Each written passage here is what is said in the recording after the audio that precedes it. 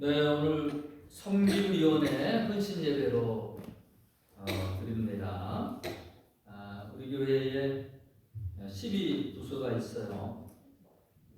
12지파가 이스라엘에 있는 것처럼 예수님에게 12제자가 있었던 것처럼 그래서 이 10이라고 하는 숫자 성경에서 이렇게 완전한 숫자로서 의미를 갖고 있는데요. 봉사 부서들로 옛날에 부서장 모임으로 있었었는데 그 부서장 모임을 강화해서 12부서를 만들었습니다. 그래서 봉사와 섬김의 일들을 감당한다라고 하는 의미 가운데 섬김위원회라는 이름을 붙여서 우리 교회의 모든 봉사의 부분들 또 행정적인 부분들을 감당하고 있습니다.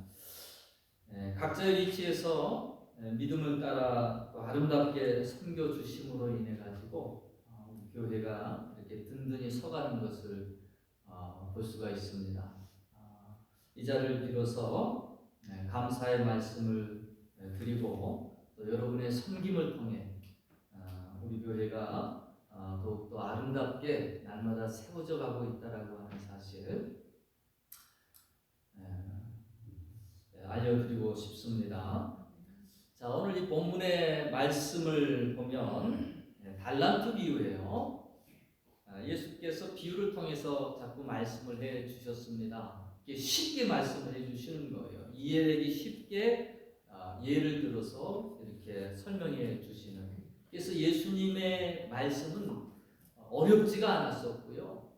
일반 백성들이, 일반 평민들이 이렇게 다 알아들을 수 있게끔 상당히 그 듣는 자의 편의를 생각하시면서 교훈들을 이렇게 또 설파하셨기 때문에 비유가 많이 들어가 있습니다. 그 비유 가운데 하나입니다. 어떤 사람이 타국에 갈 때 종들에게 달란트를 맡겼다라고 했습니다. 여기에서 이제 달란트는 하나님이 우리 각자에게 주신 여러 가지 재능이나 은사나 또 물질이나 시간이나 이 모든 것들을 일컫는 이야기입니다. 여러 가지로 말할 수가 있어요. 우리가 빈손 들고 태어난 것 같지만 사실은 하나님께서 많은 것들로 이미 주셨고 내 것인 것처럼 그렇게 착각하고 살아가지만 다 하나님께서 이렇게 맡기신 것들이다라는 것입니다. 이 비유에서 아주 성실하게 관리를 한 그런 종들을 가리켜서 착하고 충성된 종이라 그렇게 불러주시고요. 내 주인의 즐거움에 참여하는 자가 되라라고 그렇게 잔치에 참여케 하시면서 상을 베풀어 주셔요. 그러나 그 맡기신 것을 땅에 묻어두고 전혀 사용하지 않았던 사람에게는 비록 그 원금을 한 달란트 그대로 갖다 줬는데 주신 것 그대로 드립니다. 제가 주님 것 떼먹은 것도 없고요. 땅에 묻어뒀다가 그대로 드렸는데 악하고 게으른 종이다라고 그렇게 꾸짖고 바깥 어두운 곳으로 내쫓으시며 거기서 이를 갈며 슬피 울미 있으리라. 그렇게 비유의 말씀을 주고 계십니다. 저와 여러분은 이 헌신 예배를 통해서 저와 여러분 모두가 다 하나님이 기뻐 받으시고 또 주인의 즐거움에 이렇게 참여할 수 있는 그런 하나님의 충실한 일꾼들로 세워지시기를 축복합니다. 주인의 즐거움에 참여하는 자가 되기 위해서 오늘 세 가지의 말씀을 본문을 통해 나누고자 하는데 첫 번째로 섬김의 영광을 알자라는 것입니다. 섬김의 영광을 알자. 수요 예배 지금 우리가 민수기서를 쭉 말씀을 공부하고 있는데 출애굽에서 이스라엘 백성들을 불러내시고 시내산에서 언약을 맺어요. 그래서 나는 너의 백성이 되고 나는 너희 하나님이 되리라라고 하면서 이 시내산 언약을 백성과 하나님 사이에 맺게 됩니다. 근데 이 시내산을 기점으로 해가지고 거기에 1년 동안 머무르면서 하나님이 이스라엘 백성들에게 하신 게 있어요. 그게 뭔가 하면 제식 훈련을 시키십니다. 마치 신병들을 이렇게 받아가지고 군대로 양성하는 것처럼 우리 한국의 남자들은 다 군대를 가잖아요. 군대 가면 제일 먼저 의복부터 딱 군복으로 입고 제일 처음에 하는 게 제식 훈련입니다. 그것처럼 하나님께서 이스라엘 백성들을 이제 그 가나안 땅이라고 하는 가나안 땅을 정복해 가기 위해서 하나님의 군대로서 세우시는 그 시간인데 이 광야의 시간이 바로 신병 훈련소다라는 것이죠. 그래서 성막을 중심으로 동편에 서편에 또 남편의 북쪽에 이렇게 세 지파씩 진을 짜게 하고요. 그리고 행진을 하게 합니다. 군기를 또 확립을 하셔요. 그래야만 전쟁터에서 아주 전쟁터가 장난이 아니잖아요. 피 튀기고 치열한 곳이고 생명이 왔다 갔다 하는 곳입니다. 그래서 살상 무기를 가지고 있기 때문에 또 정신을 바짝 차리지 않으면 늘 사고가 날 수도 있고, 그래서 군대는 군기가 생명이에요. 그래서 군법을 어겼다 그러면 군기 교육대도 보내고요. 또 전시의 군 명령을 어겼다 그러면 즉결처분, 그 지휘관이 그 자리에서 사살할 수 있는 권한까지도 그렇게 줍니다. 이 모든 것들이 군기죠. 군기. 하나님께서도 마찬가지로 그래서 이 이스라엘 백성들을 하나님의 군대로 훈련시키시면서 어떤 엄한 모습을 민수기에서 보여주고 있다라는 것이죠. 아직 이제껏 그렇게 보호하시고 모든 재앙에서 면해 주시며 애국 백성들에게는 큰 재앙을 내렸지만 이스라엘 백성들을 보호해 주셨던 하나님이 이제 그들을 아주 혹독하게 다루십니다. 왜 그렇습니까? 훈련인 거죠. 강한 군사로 세우기 위한 훈련. 이 사실을 몰랐던 이스라엘 백성들이 투덜투덜하고 옥망을 자꾸 하게 됩니다. 그 사건들이 쭉 이 민수기에 나와 있어요. 교회도 따뜻한 영적인 어머니의 품과 같은 것입니다. 주님께서 우리의 목자가 되시고 우리는 주님의 어린 양, 얼마나 좋아요. 주님 품에 안겨있는 한 마리의 어린 양, 주님이 보호하시고 인도해 주시는 그 어린 양과 같습니다. 근데 계속해서 우리가 어린 양으로만 또 어리광만 부릴 수 있는 자리에 머물러 있어서는 안 되고 장성한 예수 그리스도의 믿음의 분량까지 자라갈 수 있어야 됩니다. 여러분, 우리가 자녀를 키우면서 자녀 어렸을 때 예쁘잖아요. 귀엽잖아요. 웃는 것만 해도 귀엽고 방구를 끼워도 귀엽고 응아를 해도 귀엽고, 근데 이게 10년이 가도 그러고 있으면 어떻게 되겠어요? 에베소서 4장 13절 말씀에 보면 우리가 다 하나님의 아들을 믿는 것과 아는 일에 하나가 되어 온전한 사람을 이루어 그리스도의 장성한 분량이 충만한 데까지 이르리니, 그리스도의 장성한 믿음의 분량, 즉 예수 그리스도, 우리의 본이 되기 위해서 인간의 몸을 입고 이 땅에 오신 그 예수님은 우리의 본이십니다. 우리는 모든 것들을 인간의 몸을 입고 우리가 어찌 죄악과 싸워나가며 어찌 하나님의 백성으로 승리의 삶을 살아갈 것을 보여주신 본이셔, 예표십니다. 그래서 우리의 목표가 어디냐? 예수님처럼 되는 것. 할렐루야. 예수님의 장성한 믿음처럼. 옆에 있는 박 집사 보지 마세요. 뒤에 있는 김 집사 보지 마세요. 누구를 봐야 돼요? 예수를 바라봐야 돼요. 예수. 자꾸 사람한테 비교하지 마세요. 사람은 다 연약하고 또 넘어짐이 있고 이 사람 바라보면 우리가 실망할 수밖에 없어요. 우리의 표대, 우리가 바라봐야 될 분 오직 주 예수 그리스도를 바라보시기를 축원합니다. 장성한 어른은 무엇입니까? 자신의 역할을 한다는 거예요. 달리 말하면 일을 한다는 거죠.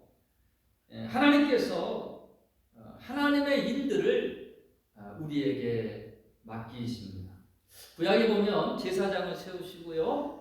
아론 족속 아론을 통해서 제사장을 세우시고 그 홀로 일하지 않고 레위 지파를 따로 구별하여 하나님께서 세우시고 이 제사장들의 업무를 돕게 했습니다. 마찬가지로 이 신약은 사도들을 세우셨고요. 이 사도들을 돕기 위해 신약 성경에 보면 집사들을 뽑아서 믿음이 있고 충성된 하나님의 사람들로 하여금 또한 사역들을 돕게 하셨습니다. 성경에서는 이와 같은 직분들을 가르쳐서 뭐라고 하느냐? 나를 충성되이 여기셔서 직분을 맡기셨다. 아무나 직분 주는 게 아니라 충성되이 여기셨어요. 직분을 주셨고 이 직분은 천사도 흠모할 만한 것이다라고 말씀해 주고 있습니다. 천사들이 흠모한다라는 것, 하나님의 일을 할 수 있다라는 것, 하나님의 일을 맡아서 그렇게 할 수 있다라는 것에 대한 천사들의 흠모가 있다라는 거예요.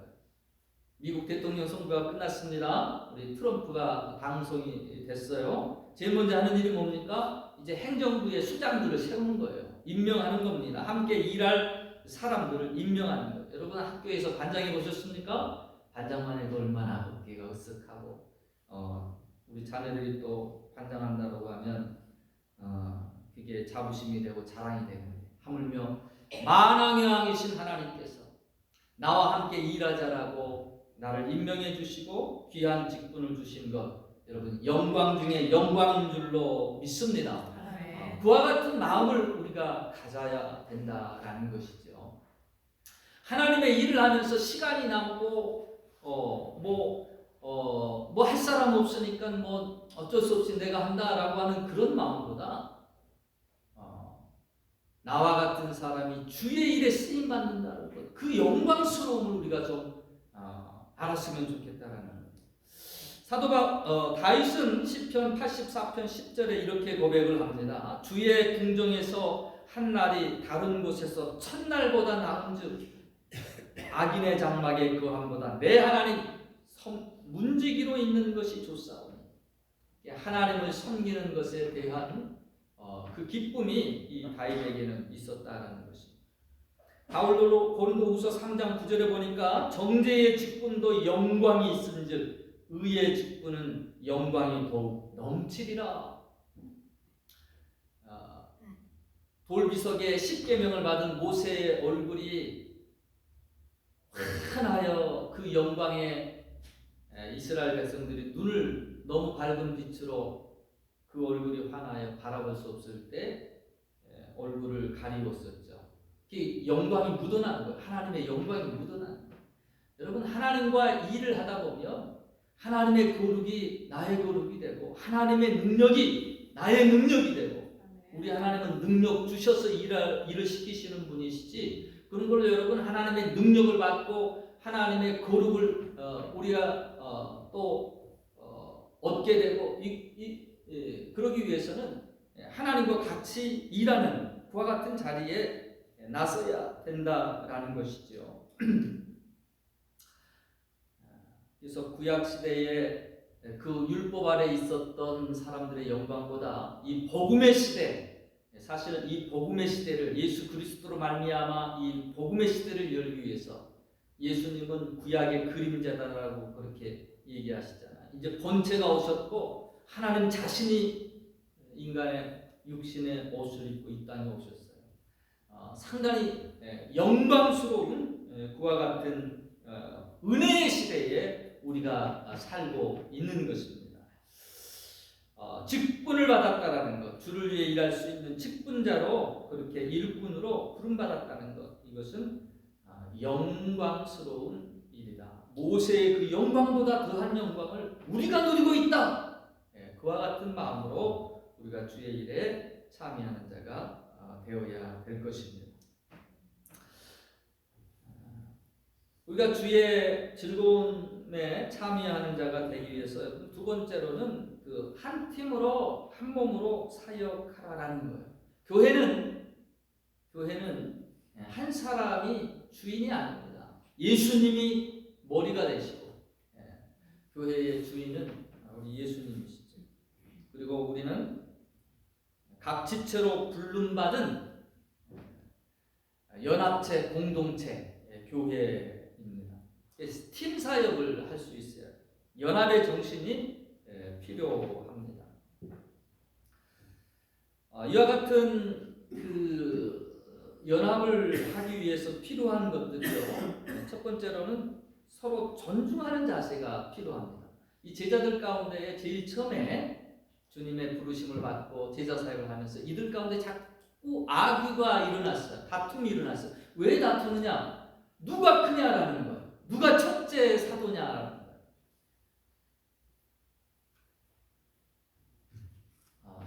그때 예수님께서 천국에서는 섬기는 자가 큰 자다. 너희가 나와 같이 그렇게 섬길 수 있겠느냐라고 물어보시죠. 여러분, 서로의 역할이 다 다른 것입니다. 몸의 어떤 한 부분도 중요하지 않은 것이 없어요. 발이 손도로 눈이 코도로 내가 너 쓸데없다 하지 못하리니 하나님의 교회에서 필요치 않은 몸이 없고요. 서로 존중하는 것이 필요하다는 것입니다. 옛날에 한때 맹장이 필요 없다라고 쓸데없다라고 해서 다 붐이 일어났어요. 어렸을 때 맹장 수술을 다 해버렸어요. 필요도 없는 것도 있다고 그러면서 맹장 수술했는데 나중에 이렇게 조만간 우주 시대가 열릴 겁니다. 보니까 우주에는 이 맹장 없으면 나갈 수가 없대네요. 지금 우리 누굽니까? 우리 차를 만들고 있는 여튼 우주 시대가 곧 열릴 것 같아. 열심히 하는 거 보니까 하나님이 주신 몸의 한 지체 여러분 필요치 않는 것이 없다. 다 소중하고 다 요긴하게 쓰이고 그런 마음으로 서로 존중하시기를 바랍니다. 두 번째로는 연약함을 서로 채워주시기 바랍니다. 여러분, 왜 하나님이 우리를 연합체로 불러주셨느냐? 사실 우리는 다 장점도 있지만 단점이 있어요. 서로의 흠이 있고 연약함이 있어요. 그와 같은 연약함을 보충하도록 하나님께서 한 몸을 이루게 하셨다는 것입니다. 이 사실을 꼭 기억했으면 좋겠어요. 부부도 왜 하나님이 두 사람을 연합해서 한 몸 되게 하셨느냐? 한 사람 가지고는 부족한 거예요. 결혼해서 살아보니까 나의 부족한 것을 아내가 채우고 아내의 부족한 것을 또 남편이 채우고 서로 연약함을 채우는 존재, 그것을 위해서 하나님이 부르셨다라고 하는 이 창조의 원리를 알아야 돼요. 하나님은 우리의 연약함을 다 잘 아셔요. 부족함을 다 아셔요. 그러면 교회에서 연합을 하기 위하여 어떤 모습이 필요하냐는 거예요. 여러분, 상대편의 연약한 부분 덮어주고 내가 채워주고 할렐루야. 아멘. 그래야 되는 거예요. 아이고 제발아 저거 못한다. 정죄하고 심판하고 이거는 율법의 시대에 있었던 부분이고, 교회는 은혜의 시대에 있는 교회는 연약함을 덮어주고 또 연약한 부분을 서로 세워주기 위해서 하나님께서 불러주신 공동체다라는 거예요. 그 사실을 우리가 알아야 돼요. 그래서 형제 자매의 연약함을 볼 때마다 내가 채워줘야 될 부분이 있지는 않는지, 내가 도와줘야 될 부분은 있지 않는지, 그와 같은 마음으로 바라볼 때 연합이 이루어진다라는 것입니다. 한 몸으로서 연합의 사역을 하기 위해서는요, 여러분 의사소통을 힘써야 됩니다. 서로의 생각을 열심히 나누어야 돼요. 아무 소리 안 하면 내가 그 사람이 무슨 생각을 하고 있는지 알 수가 없어요. 알 수가 없어요. 그래서 자꾸 자기 생각을 조리 있게 차분하게 얘기하는 그 훈련들을 자꾸 하시기 바랍니다. 제가 많이 그 의사소통에 약해요. 그래서 내가 이렇게 생각을 하면 상대편도 그렇게 생각을 할 줄을 이렇게 착각을 하는데 결코 몰라줍니다. 여러분 자꾸 얘기를 해야 돼요. 이게 사람이 자기 생각, 성격이 급한 사람일수록 자기 생각을 이렇게 차분하게 왜 그런지, 무엇 때문에 그런지, 무엇을 위해서 그러는지 얘기를 하지 않으면 오해가 되고요, 또 다툼이 된다라는 것이죠.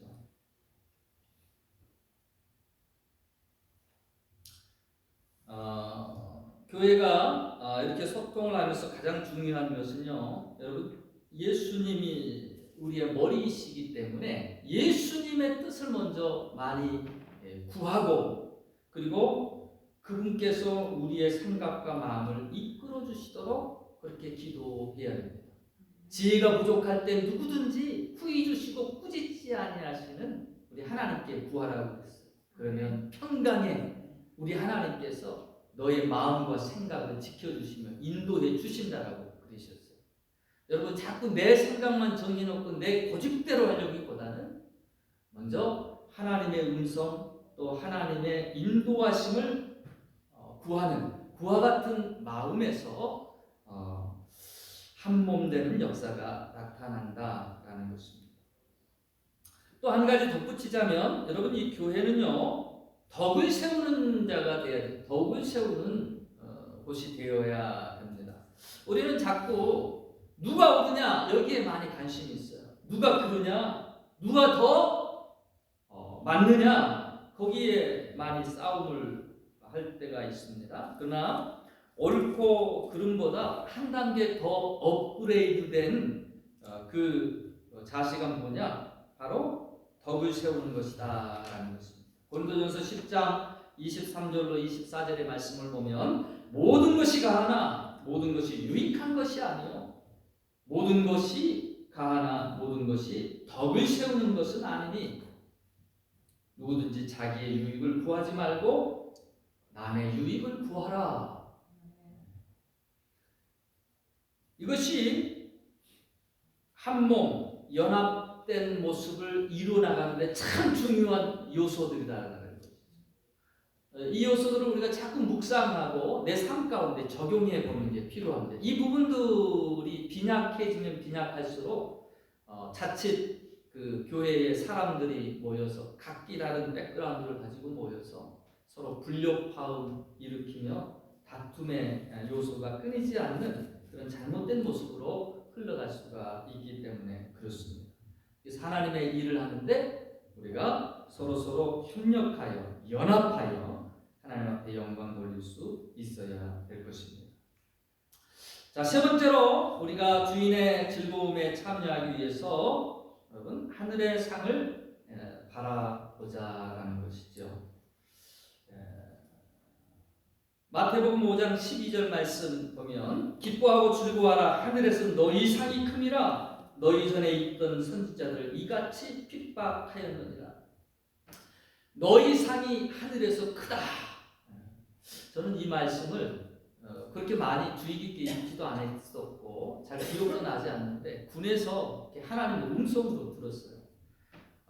밤에 꼭 자다가 10시, 11시 뭐 이렇게 한참 단잠을 잘 이등병 시기에 꼭 깨워가지고 집합 뒷골목에 이렇게 세워서 그렇게 두들겨 맞고 있는데 그날은 정말 참을 수가 없었습니다. 교회 간다라는 그 이유로 이제 맞았었어요. 이제 나중에 얘기를 해주는데, 근데 정말 탈영을 할 수도 있겠다. 이래서 탈영하는구나. 그런 마음이 들 정도로 정말 이제 쌓인 그때에 머리끝까지 이 분이 폭파하려고 하는 그때에 하나님께서 하나님의 음성, 이 음성을 제가 세 차례에 걸쳐서 하나님의 음성을 들었던 적이 있는데 고막으로 들려지는 게 아니라 이 마음 가운데에서 마음의 고막과 같이 크고 웅장한 소리로 이 말씀이 들려지는 거예요. 이 말씀이 뚜렷하게 한 자 한 자 지나가면서 하나님께서 들려주신 음성이 기뻐하고 즐거워하라. 하늘에서 너의 상이 크리라. 애매한 고난, 잘못을 하고 고난 받는 건 그건 뭐 당연한 것이죠. 그러나 애매한 고난, 주 때문에 받는 고난, 그와 같은 것은 하나님이 기억하시며 하나님이 갚아 주신다라는 거예요. 여러분, 주의 일을 하면서 우리가 때때로 애매한 고난 당할 때 있어요. 듣지 않아도 될 그와 같은 어떤 비판의 소리나 손가락질도 받을 때가 있습니다. 섭섭하기도 하고 우리 마음 가운데 상처가 되기도 합니다. 그러나 그때 여러분 하늘의 상을 바라보시기를 바랍니다. 모세도 하늘의 상을 바라보므로 세상의 낙을 즐기기보다 하나님의 백성과 함께 고난받기를 즐거워했다라고 그랬습니다. 사도 바울도 상을 바라보므로 다른 박질을 하였다라고 그랬어요. 달리기 하다가 좋은 거 있으면 기웃거리고 내가 즐길 것 다 즐기고 그렇게 경주에서 우승할 수가 없습니다. 우리가 하늘의 상을 받기 위해서 중요한 것은요, 여러분, 내 기준으로 일해서는 안 돼요. 그 기준을 어디다 둬야 되느냐? 하나님의 기준에 둬야 된다라는 거죠.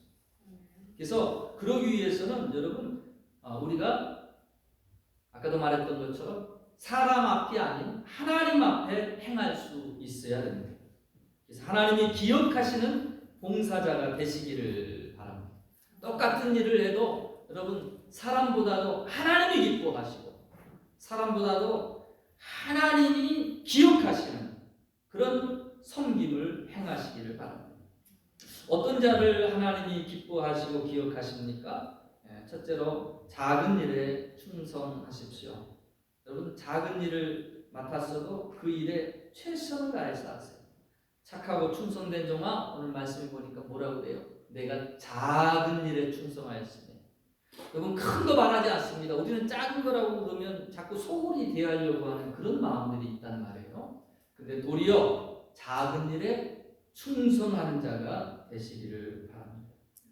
둘째로는 마음을 다해 충성하시기를 바랍니다. 내가 죽도록 충성하라. 그리하면 생명의 멸관을 내게 주리라.